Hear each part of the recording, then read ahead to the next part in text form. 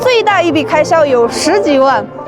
忙起巴拉的阿姆拉的送大米，这10几万呢，几乎是我一整年的净收入了。就是支持家里的一些用度，然后买货车，在我出生的高海拔半农半牧区有很大用处。看这些交通工具，有这个代步工具，还有拖拉机，还有这个车，装载机，都是为了农活更方便嘛。这也表现出来了我们的生活越来越好嘛。以前的话只靠马车嘛。有舍也有得，既然收入没了，两手空空，但是小时候的一些幻想，现在慢慢竟然实现了。去年呢，深度体验了一次高原消防员的日常生活和训练。1、2、3，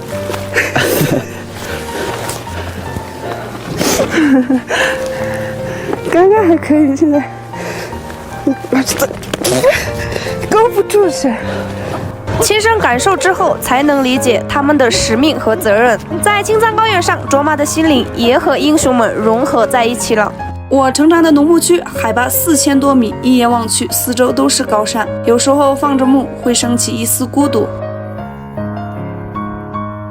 我们这边是既有牛羊也有田地，所以属于是半农半牧区。小时候家里没有网络，没有手机电脑，平时就看电视，电视里的明星非常多，有藏族的也有其他民族，屏幕里他们光鲜亮丽的生活的那个世界五颜六色，什么都有。身后是我们江孜的拉萨文翁的雕像。去年呢见到了几个人，卓玛也想提一下。首先呢就是近距离的接触到我们藏族的明星罗布桑珠。罗布桑珠呢是我们藏族的大名人哦。还有呢，我们藏族女创业者在拉萨见到她，当时他们还给我们送了鲜花，真的是非常的激动。卓玛把他们当成一面镜子，向上学习的目标，能见到他们，说明我自己也始终在向前进步着。以前真的敢都不敢想我能成为一名国际品牌的代言人，真的是。这就是我另一件比较深刻的事情，说起来嘴角总是会挂上一抹微笑。除此之外，去年也迎来了自己人生中的第一次表演，也是卓玛的爱好和梦想之一。初次出演微电影和短剧，合作了我们本地的优秀演员，第一次有台词和对手戏，这是非常有成就感、让人兴奋的事情，所以也多了许多职业和身份。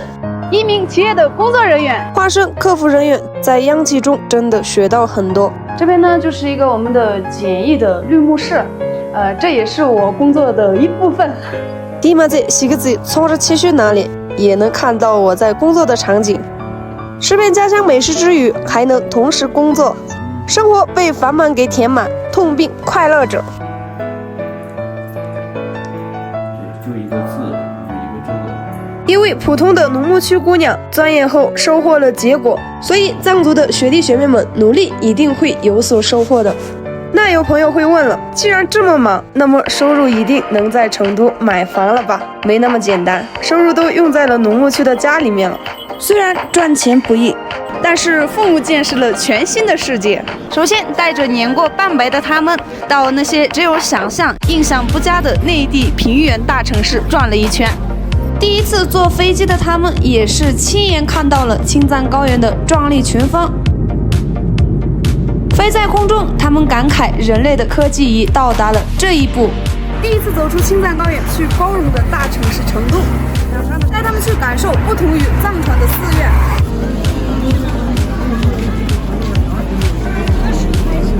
汉藏文化在成都很好的融合，在那里藏族朋友随处可见，散步、跳起吸引人的民族舞蹈。